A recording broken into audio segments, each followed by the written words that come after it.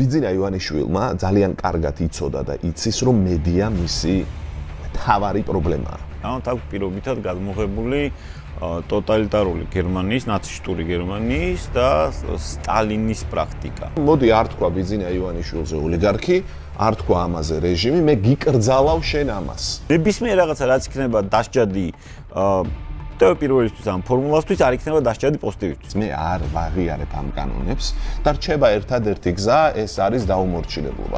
როდესაც ყარდება დიქტატურა, შენ ვერასოდეს ვერ გამოიცნობ ეს შენ შეგეხება თუ არა. ის ხალხი, ვინც მუშაობდა აქტიურად ტელევიზიების დახურვისთვის, მოსულან ამ ტელევიზიაში იმისთვის, რომ გადარჩენილიყვნენ. დამათი ამოცანაა, რომ პროპაგანდით მოსახლეობას დააჯერონ დასავლეთი ცუდია, ოღონდ თავად არ უნდა ამ დისკომფორტი და პრობლემები შეექმნა. რუსული სივრცეა ეს, ის მოქმედებს მთლიანად პუტინის დღის წესრიგით. ბიძინას მთელი ყურადღება ხელს ჩაიგდო ერთმა კლამმა. ჩვენ თავიდან გვაქვს ყველაფერი გასაკეთებელი, რასაც ამ 30 წლის განმავლობაში ვწვალობდით. თუ პროტესტი არ იქნება, ყველაფერი იქნება ისე, როგორც ბიძინას უნდა. და თუ პროტესტი იქნება, ვერ იქნება ისე, როგორც ბიძინას უნდა.